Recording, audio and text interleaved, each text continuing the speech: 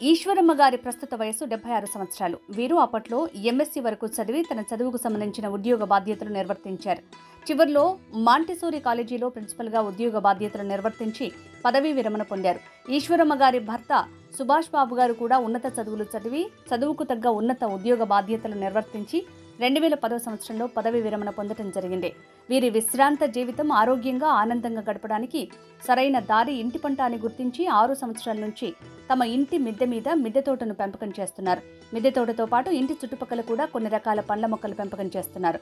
తమ ఇంటి పంటలో సూక్ష్మంలో మోక్షం అన్న సూత్రాన్ని పాటిస్తూ ఎక్కువ ఖర్చు పెట్టకుండా తమ ఆహార అవసరాలకు ఉపయోగపడే మొక్కలకు ఎక్కువగా ప్రాధాన్యతనిస్తుంటారు.